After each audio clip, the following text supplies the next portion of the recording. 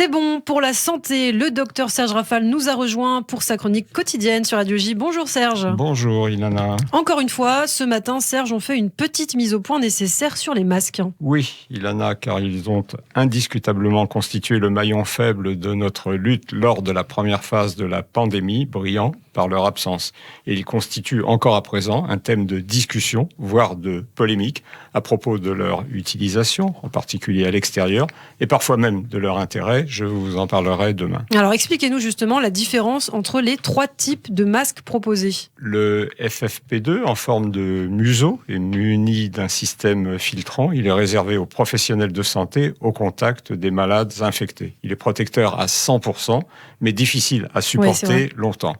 Le masque bleu chirurgical protège à la fois le patient, mais surtout les autres de nos postillons, d'où son importance primordiale dans les contacts entre les jeunes, possiblement infectés, donc infectants, mais le plus souvent asymptomatiques, et les personnes âgées, fragiles ou à risque. Les masques en tissu dit grand public, un peu moins efficaces, mais réutilisables entre 20 et 30 fois après lavage. Est-ce qu'il existe une hiérarchie d'utilisation ?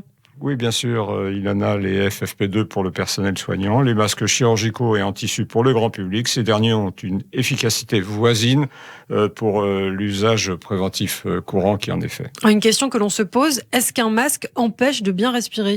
En dehors de son utilisation pour la pratique sportive ou chez un insuffisant respiratoire, le masque ne provoque pas de manque d'oxygène au niveau des tissus de l'organisme, même s'il est inconfortable, surtout lorsque la température extérieure dépasse les 25 degrés. Mais en aucun cas, il n'empêche de respirer. C'est important de le dire. Alors, question essentielle, on en a beaucoup parlé au début de la crise sanitaire. Est-ce que des erreurs de manipulation doivent être évitées quand on porte un masque ? Oui, il faut mettre le masque correctement, après s'être bien lavé les mains, puis ne pas le toucher, ce qu'on fait pourtant souvent pour le relever ou se gratter. Dans ces cas-là, il faut immédiatement se passer les mains au gel hydroalcoolique, surtout si on se trouve dans un espace clos ou confiné. Bien le retirer en le saisissant par les attaches avant de le placer dans un sac étanche, puis dans une poubelle et ne surtout pas le jeter sur la chaussée. Cela ne donne pas une fausse impression de sécurité ? Peut-être, mais il ne dispense en aucune façon des autres mesures barrières, lavage fréquent des mains, distanciation physique. N'oublions pas qu'un maillon faible sur une chaîne fragilise l'ensemble et que ces trois-là fonctionnent vraiment de concert. Alors le masque, outil indispensable ?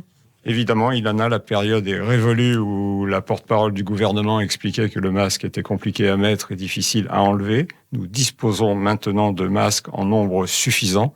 Il faut absolument les utiliser afin de freiner la transmission du virus et tout mettre en œuvre pour tenter d'éviter la deuxième vague annoncée, ou en tout cas redoutée par la plupart des scientifiques et les pouvoirs publics. Merci pour ces précieux conseils. Serge Rafal, qu'on retrouve dès demain sur Radio J.